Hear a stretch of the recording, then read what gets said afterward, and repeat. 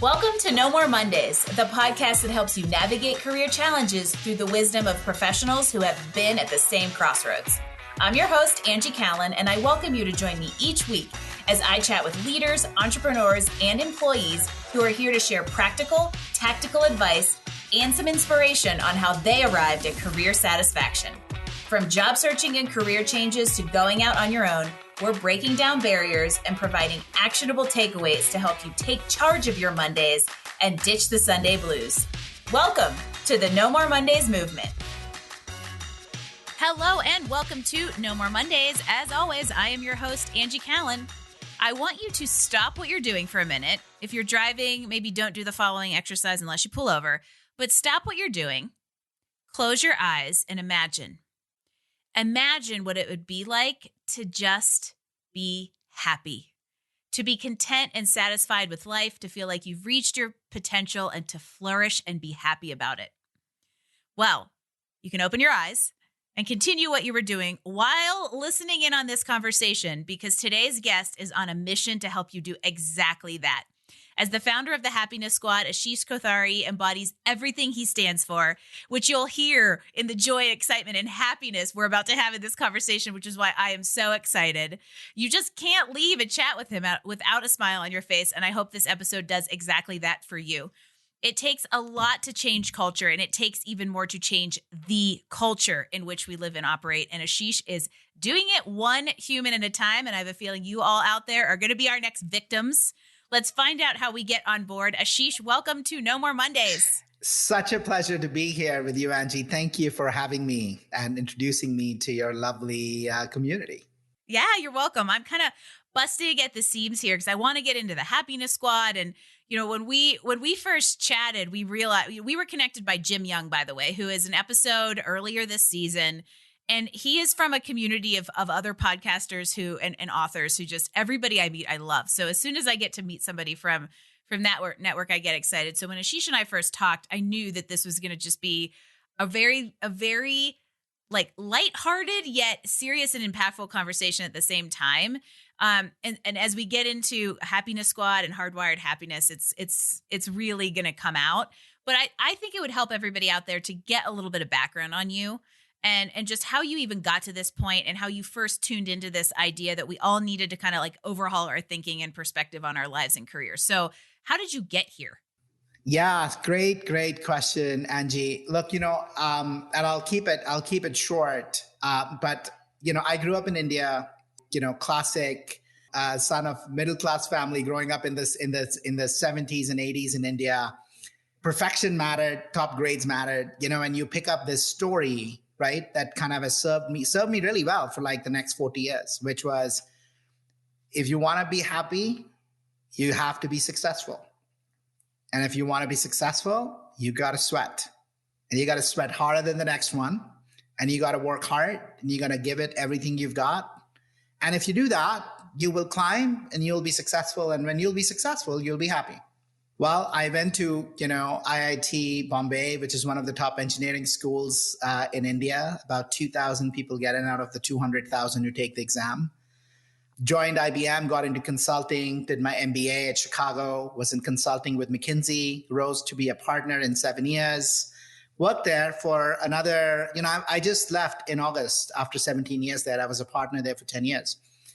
But I'd found myself, Angie, at 42, having checked off every box on that script that I picked up from my parents, that I picked up from the broader culture in India, but also in the US, the hustle culture that we all live in. I checked off every box. I was happily married to my soulmate who I'd met at McKinsey. We had a 4-year-old son. We were living in Boulder. I was making more money than we could spend because neither of us are big spenders. My parents were doing great. My clients loved me. I was thriving in terms of my career progression at the firm. Everything was great. Yet. But, right? Like perfect life. Oh my God. Unbelievable. Yeah. By textbook definition, you've done everything right. And I think this is a lot of people identify with this idea that by cultural definition, you've made it. And I literally, and I'd made it in every aspect, right? Like, I'd come to the US literally with and like it was like $1,000, $2,000, whatever in my bank, in my pocket. It was a loan, right? And I had, at 42, I think I was financially, I was relatively well off. Right, it was been fine. Right, it was not going to be a problem. And yet, every morning, I was waking up with anxiety and debilitating anxiety. Many days that I felt I needed to throw up, and I couldn't figure out why.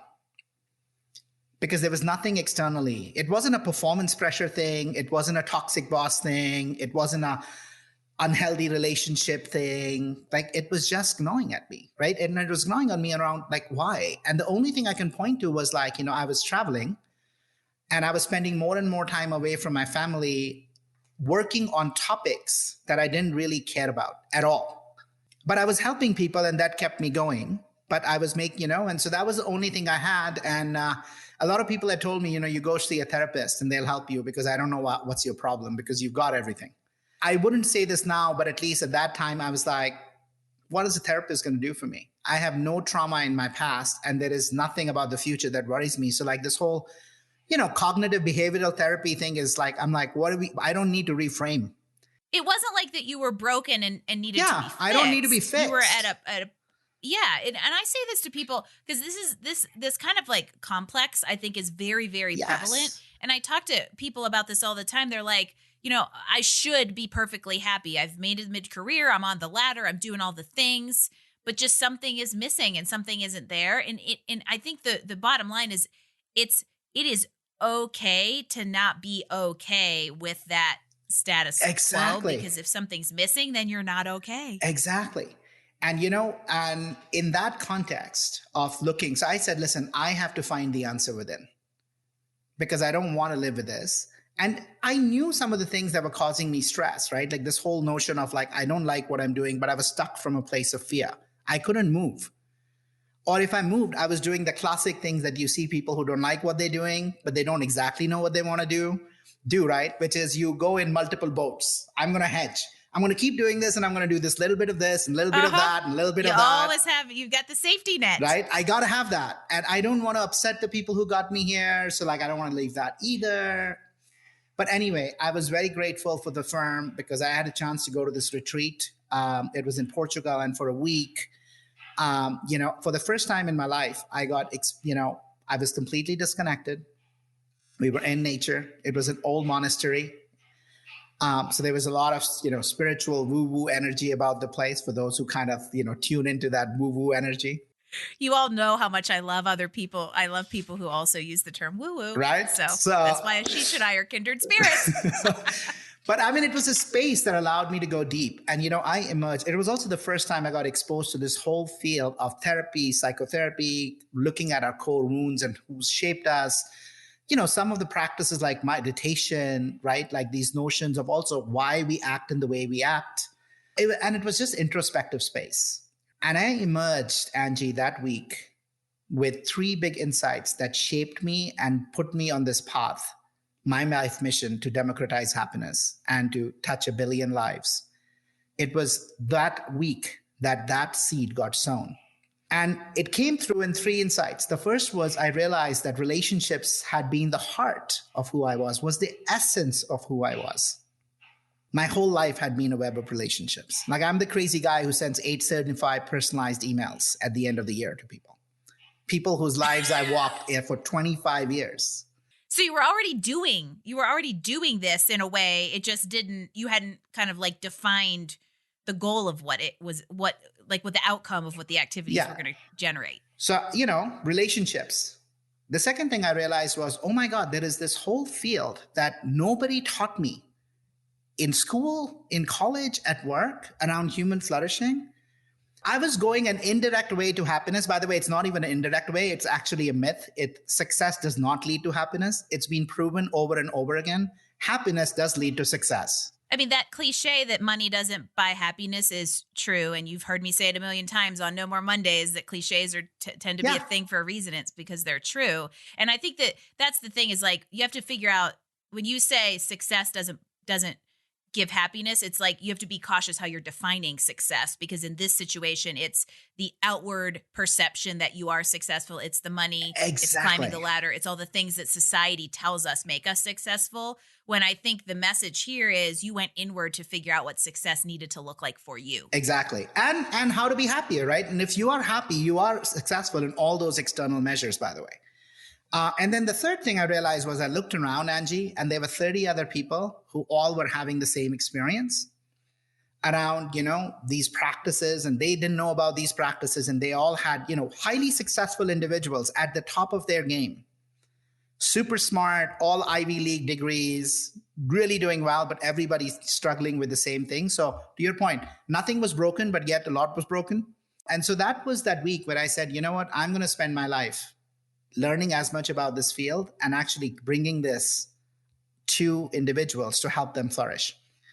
Because the science of happiness, and it is the science of happiness, because this has been researched for 20 years in the field of neuroscience and positive psychology around what are the practices that help us be happy, what are the practices that lead to higher life satisfaction.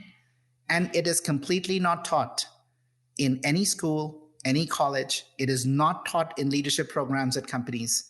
And that's the reason why we are living in a world where there's a crisis at every level.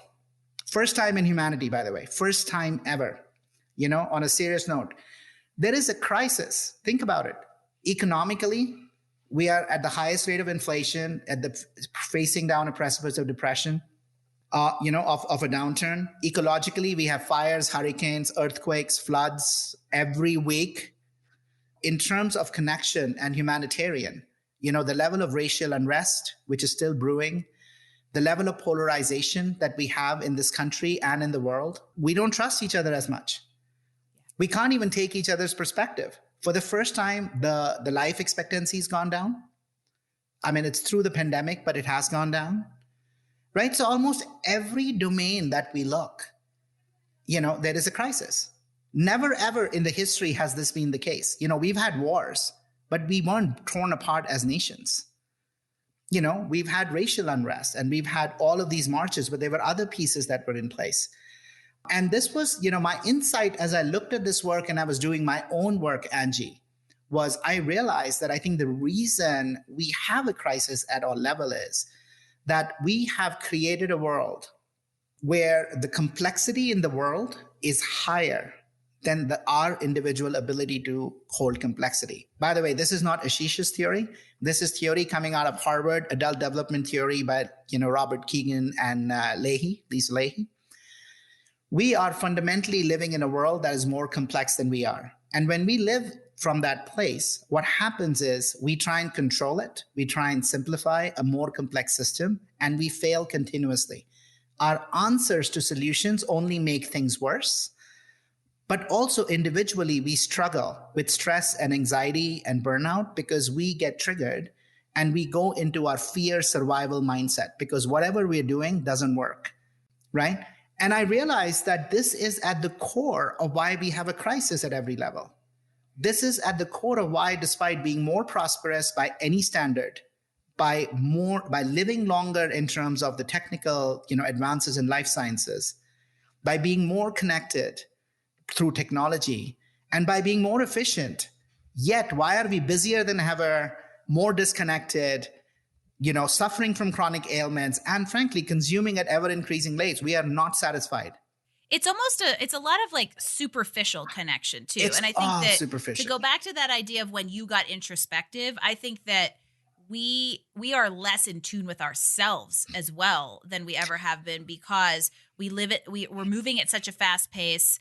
We're so distracted, and we have that perception of connection via technology, which is a good enabler, and it has done wonderful things for the world. However, I think that we have swung so far in the pendulum to that side that the real human connection with ourselves and with others has fallen by the wayside, and that's really what you're trying to repair, right? Exactly. I'm trying to repair that. And there's a couple of other pieces that I'm trying to put in place, Angie, and one of them is directly like, when you and I connected, that's why I was like, oh my God, like Angie, like this is amazing. So for me, one of the big shifts that happened, and that's the path, and that's your passion, and that's your mission for like what you do, right? There is lack of meaning in what people are doing. So for me, once I found my ikigai, this notion of catalyzing, democratizing human flourishing, I don't have Mondays. In fact, actually, I was going to say it's no longer about no more Mondays for me. It is about hell yeah Mondays. In fact, hell yeah Saturday, Sunday, Tuesday, Wednesday. Every day is a beautiful it's day. Like, hell yeah, I don't know what day it is, but it's good. Yeah. Yeah. You know what I mean? And yes, do I still have stresses and things as you build something? Of course you do. But you look forward to engaging with work. You don't go like, oh my God, like really do I have to do it? Because it's not work, it's life. It's my mission, it's my calling, it's what I'm here for. And that's what I love about what you're doing. Thank you. Well, and yeah, also I should have warned you, you're going to have a love fest for the next 20 minutes, but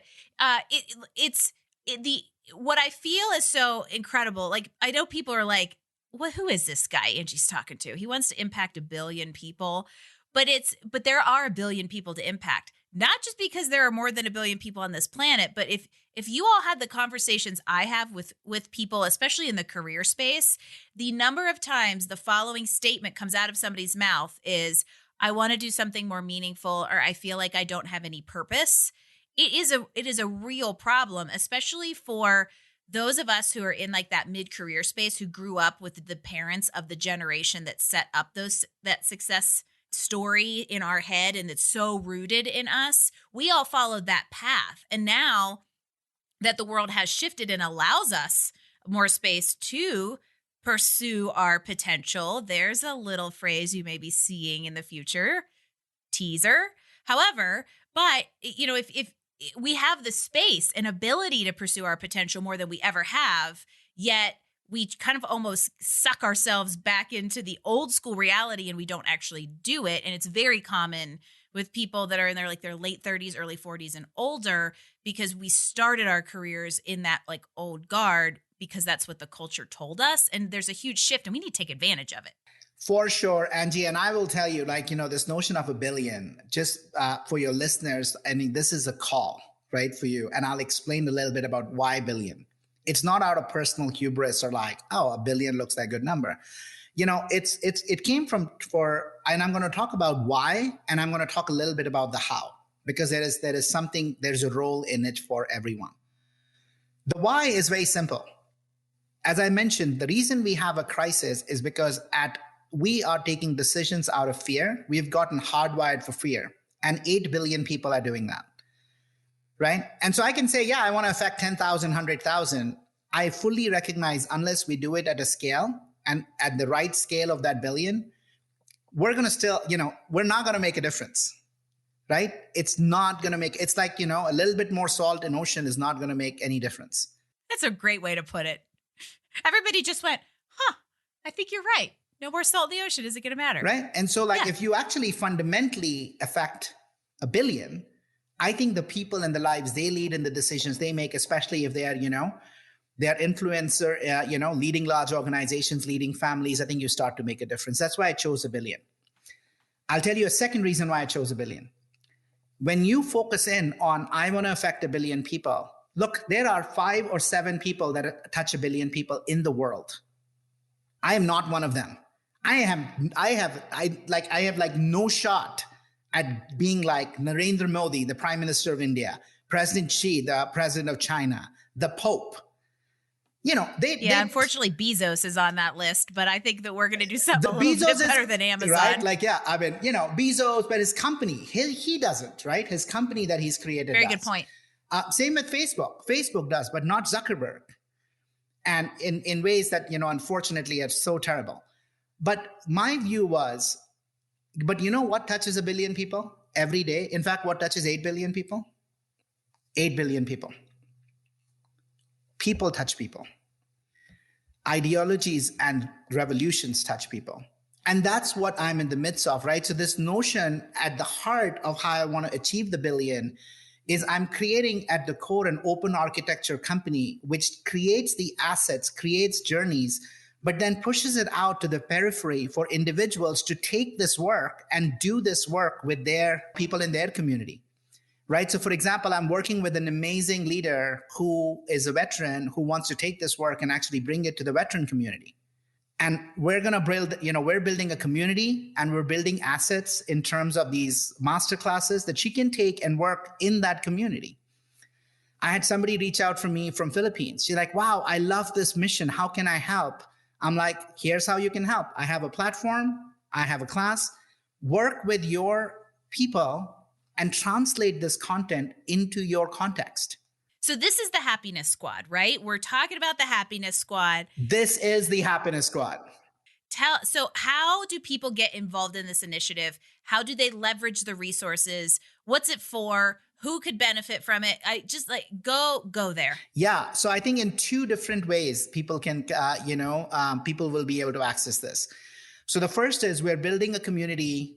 It's going to be community.happiness.squad.com. And we're officially launching it. We're in a pilot phase right now, but we officially launch it on the week of March 21st. It's that week of World Happiness Day, the UN World Happiness Day.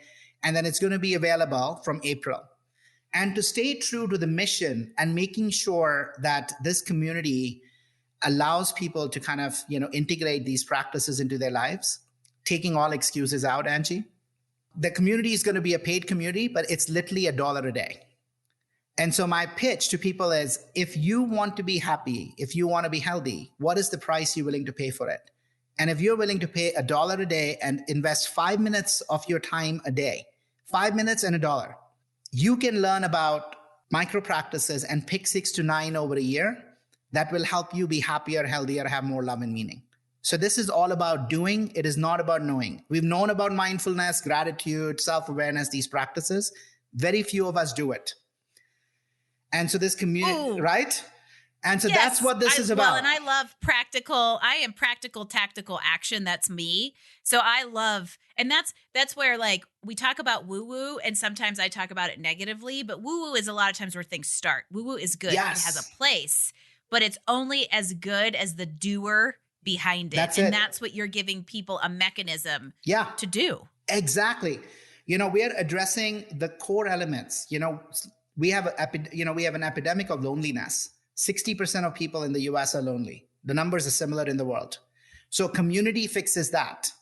We're going to have a community of like-minded people who are working and joined together. It's a community of learners, teachers, and practitioners. Learners, teachers, but most importantly, practitioners.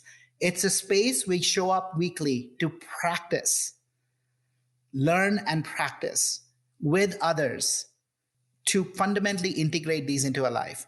Every micro practice that I've designed into this program is 5 minutes or less. 5 minutes or less. It's very implementable regardless of where you're at. And we're going to get some out of you here in a second. So I'm going to give you a couple of them. Right here. We won't even tease it, right? So here's a very simple. How many people tell you do meditation? Do you meditate? Oh, yeah. Or I have a morning routine or I meditate. Yeah, that is a very, very common practice. Good practice. Really good practice. A lot of people, it's crazy. So that's amazing that you meditate. Most people, it's 70, 80% people don't meditate even though they're good. And the most common excuse I hear from people is, dude, I don't have time to be mindful. Don't have time. Right? So I say, look, what is meditation? Meditation is one way we are practicing mindfulness. And I love this definition of Jon Kabat-Zinn, which is what I use to create these practices. He defines mindfulness as the awareness that arises when we pay attention on intention in the present moment without judgment. Okay? When we are paying attention. There's two really important words there, everyone. Without judgment, because we are constantly judging ourselves, judging others, judging ourselves against others. I mean, it is, and most of it's subconscious, and you don't really realize it's happening. But if you realize how much it's happening and take it out, it's like, oh, whoa. Right? And I'll tell you on the subconscious, what do we do subconsciously? On average, people check their phones 96 times in a day.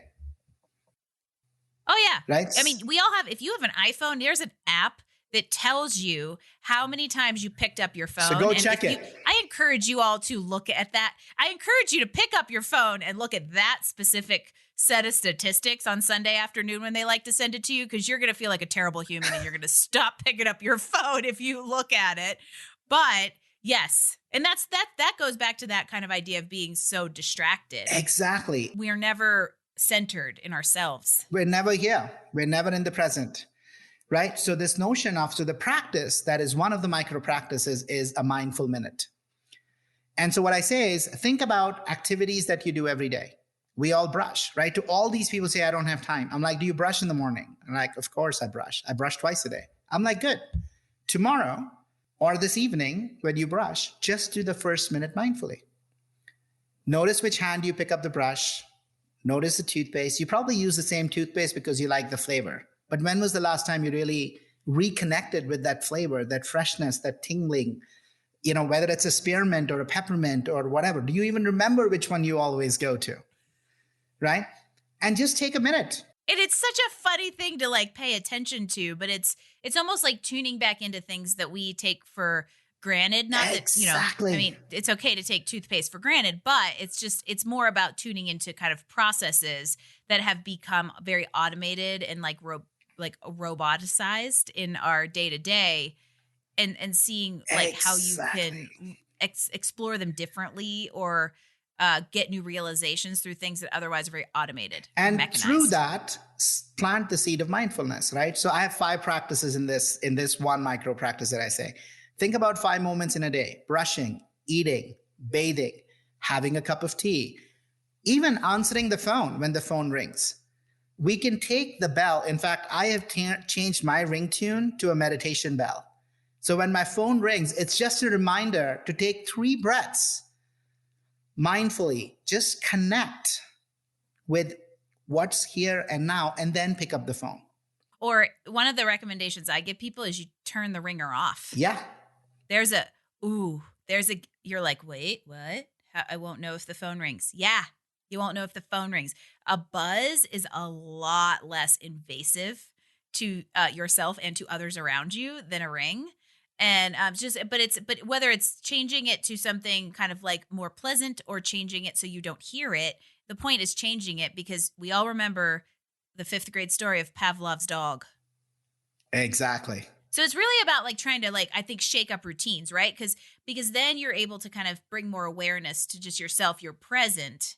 And then you have the ability to potentially kind of take stock and look at things and go, okay, wait, where am I at in life as far as happiness and success? And am I going at the right things? Am I approaching this well? And if any of the answers to those are no, now you're going to be able to have some tools and a community to support exactly the change. And Angie, I'll tell you, there is so much power in what you just, by the way, say, right? So I've changed it to a bell because it actually is soothing for me. But I do have periods where my phone is off. All my notifications are off, right? So I do both. But I'll tell you, there is so much beauty to what you're actually saying, and you're encouraging your listeners. I think finding at least 3-4 hours where your finger is off is important, because when we are, and this is the state for most of us, right? When we are incredibly busy trying to get a lot of things done, when the phone rings, our bodies, there's a stress response, because all of a sudden, we're not very rarely is the thought that goes to the brain, oh my God, which friend of mine is calling me right now? Usually it is like, who is it? Oh, and no, what do what's they wrong? want? What do they want from me? What do they want from me? What does somebody want from me right now? Like, I got to get all this thing done, right? And yet so right up there, we get an adrenaline and a cortisol shot, right? So on an already activated sympathetic system, we're kind of adding in a stress. And then we pick up the phone and then we'll talk. And then, there we go, right? Like, it's like we're creating our own triggers and our own stressors.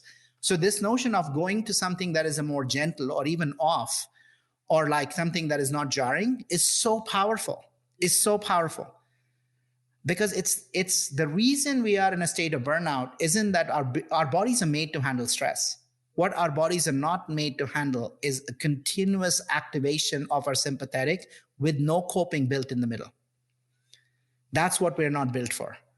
Let that kind of sink in, but also the burnout word is very true. And I think in a way, that's probably a good general or generic term to apply to everything that's happening in our lives, is that we're all freaking burnout all the time. Yeah. So in the advice segment of No More Mondays, which is where we are right now, we've got the idea of, like, I would say, being present and some tools to do that, whether it is actually practicing mindfulness, being aware of even routine activities. We've got this idea of, like, maybe disconnect from your technology just a little bit. You said earlier that idea of when you were in Portugal, you were outside and you were disconnected. Welcome to Outdoor Life Lessons, everybody, because that is a huge message I'm a big fan of. You know, we live in the mountains. In the summer, we are out in the backcountry, no phone for a couple days. It's like the best, most restorative thing ever. But it is also true that when you come back, you have that anxiety of, like, what did I miss? But if you can, like, condition yourself a little bit to kind of tune out daily, then when you tune out for longer, it doesn't feel so bad to come back. But we've got this idea of, like, mindfulness and presence.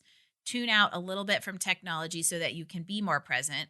Give us a third very practical, like, action type tool people can deploy for kind of, let's say, mindfulness to bring the woo into reality. Very simple. And you do it all the time. And it's right under our nose. We breathe. The power of breath. So planting our feet, and I encourage people to do this at least 4 times a day. Okay? Plant your feet, just close your eyes, and just take 5 mindful breaths. Let's do it together.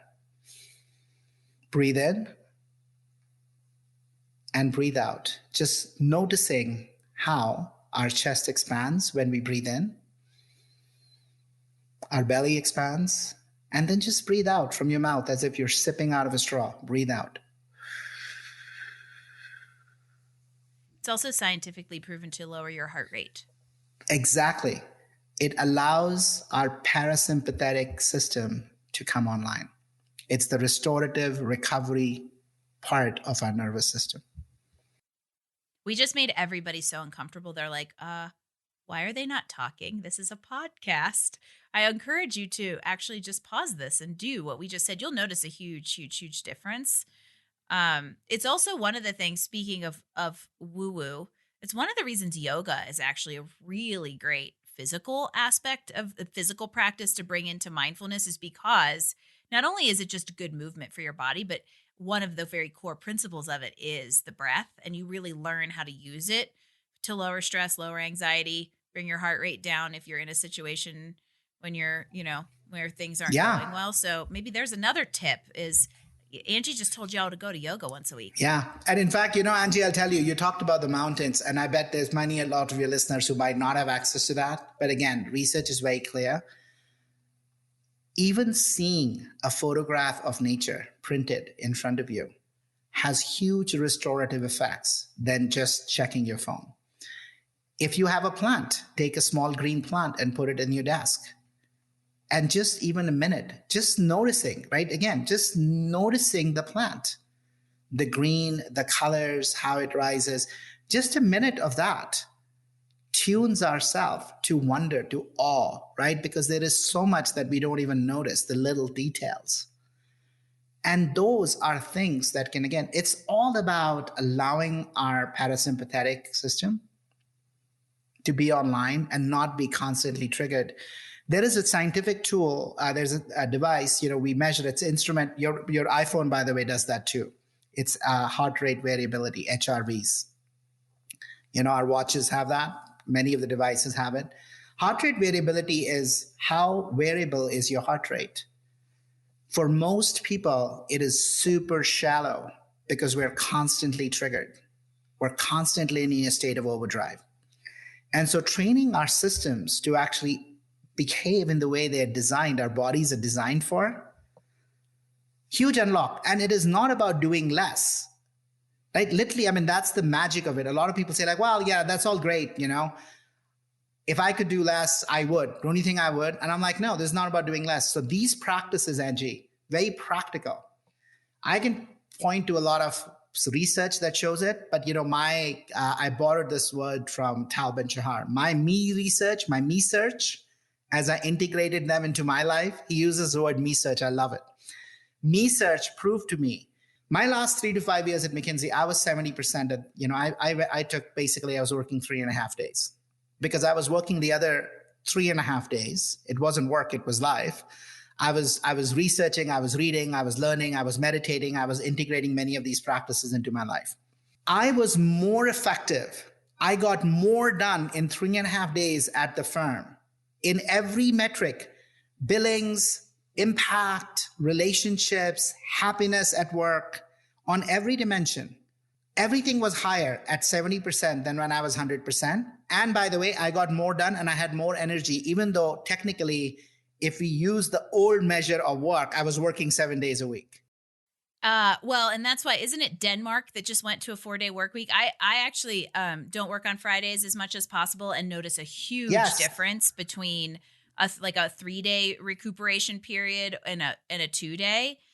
So if you are a manager or a business owner or an executive out there, there is a lot of evidence to suggest this might be a good move. And if you have the ability to do like 4 10s, even though it's still 40, could be a huge difference to you. And it's another, like, just a very, I would say, Very thing practical that you can implement into your work schedule that can make a huge difference to your life. Yeah. And, Ashish, this is like, we could talk all day about all the little things that you can incorporate into, and there's like 17 different ideas in this last 10 minutes of conversation.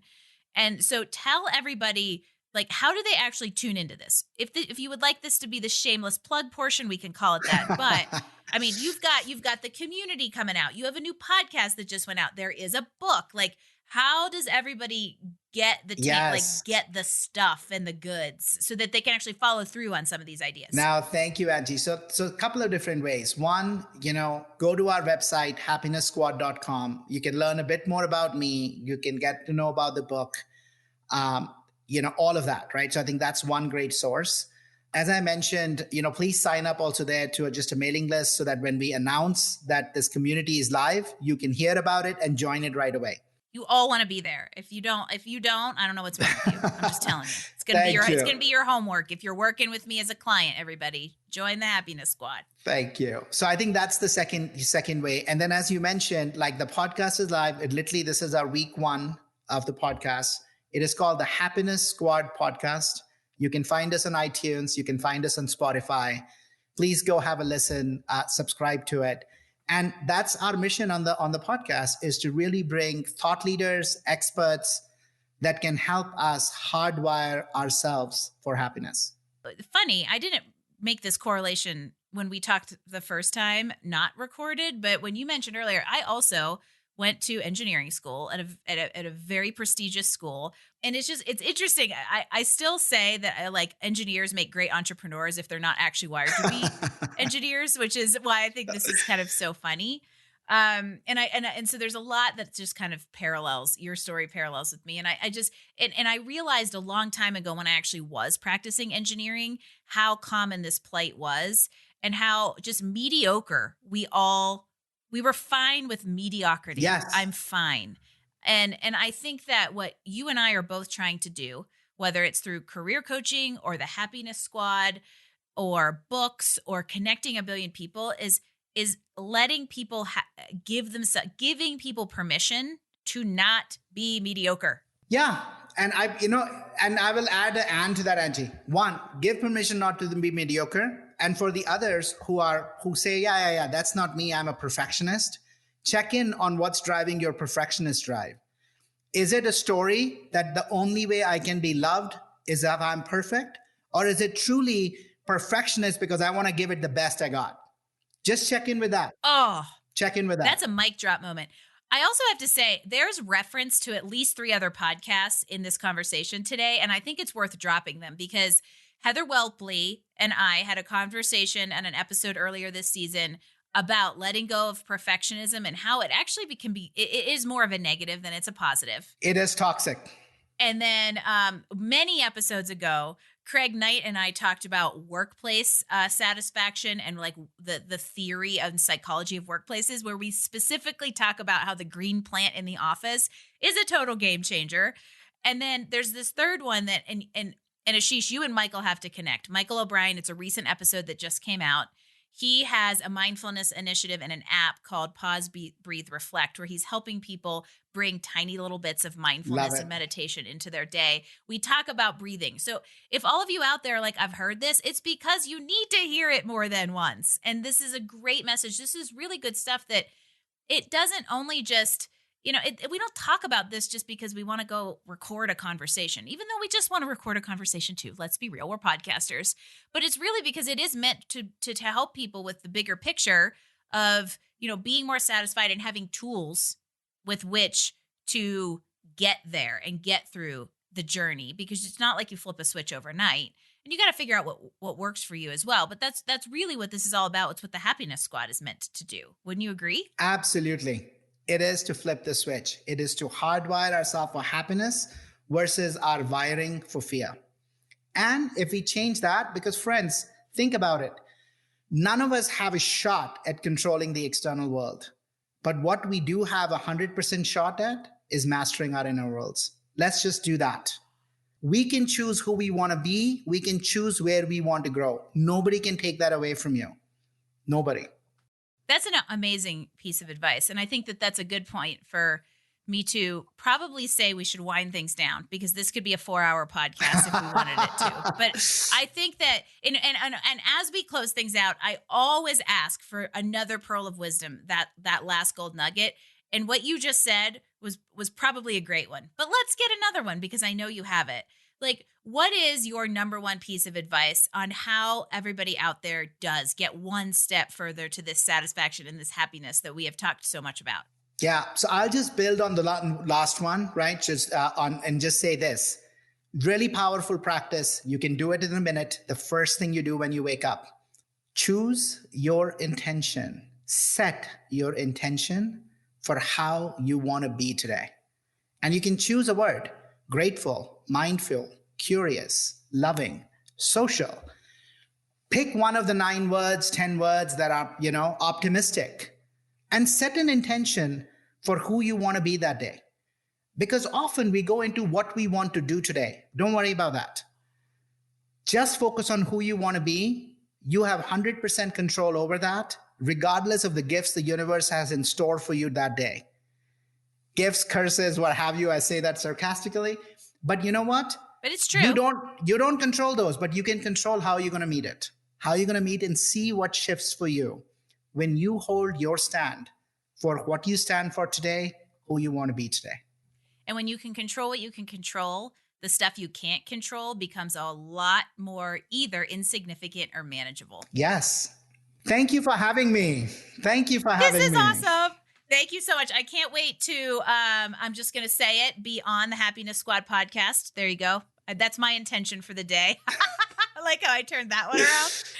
But there's what I love the idea of giving people practical, actionable tools to help us live a better life. And if you and I have the ability to, while being individually driven and having presence, have the ability to go do that for 1 billion people, then hell yeah, I'm on board. Awesome. Let's make that happen. Let's go change the world and help people live with more joy, health, love, and meaning.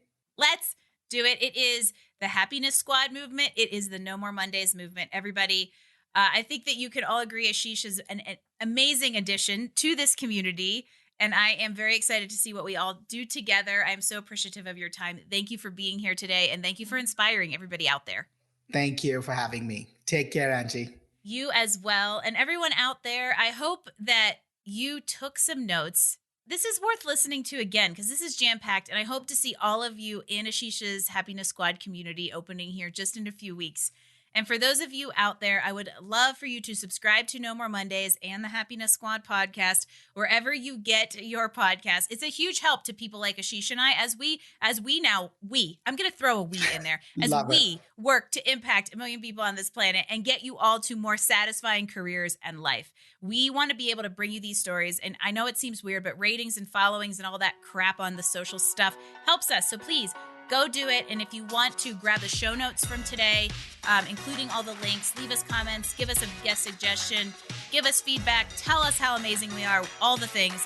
Visit us online at nomoremondays.info. You will be able to access all the links and Ashish's community, his books, his podcast there. And in the meantime, I will see you on Wednesday next week for another edition of No More Mondays. Thanks for joining us for another episode of No More Mondays. Tune in next week as we bring you more insights and actions to help you improve your professional life and find career satisfaction. Don't forget, visit us online at nomoremondays.info for all the details, show notes, and recommendations from this episode. No More Mondays, we drop new episodes every Wednesday. No More Mondays is brought to you by Career Benders, Inc. in partnership with executive producer Jane Durkee. For more information about career coaching, resume writing, personal branding, recruiting, and entrepreneurship coaching services, visit our website at careerbenders.com.